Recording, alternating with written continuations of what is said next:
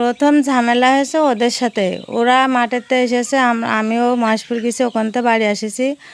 ওরা জাগা জমিনে ওদের খ্যাপ রয়েছে, ওরা আমাদের মারবে ছুতো না তাই করে। ওরা যা তা করে বিভিন্ন ধরনের ভাষায় গালাগালি দেয়। আমি কথা ধরা করেছি বলে ওরা আমার সেই সানি কাটা হেসো দিয়ে আসছে জবই করতে, মারবে।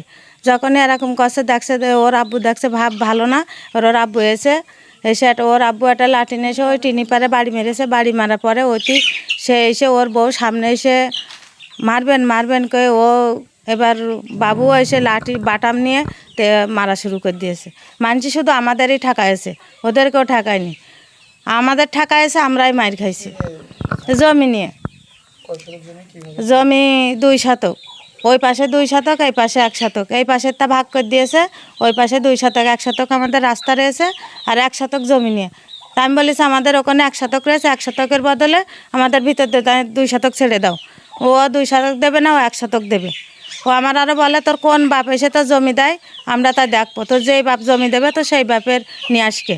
তো এতে কি হয়, আমাদের বিচার সুষ্ঠুভাবে আমরা বিচার চাই।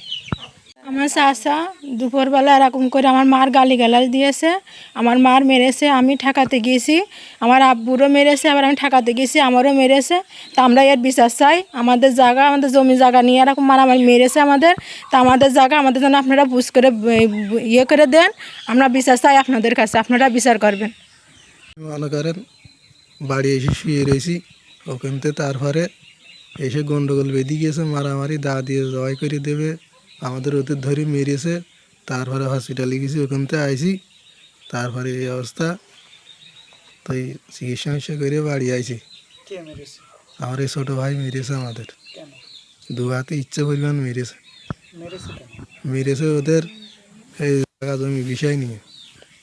এবার অমনি একটা মুরগি গিয়েছে, এবার যাতা করে গালিগালাজ করিয়েছে ওদের মা মাসি ধরে। এবার আমি দেখছি ভাব খারাপ, উঠে আমি কষ্ট মষ্ট করে উঠে গেছি যে আমিও মার খেলাম।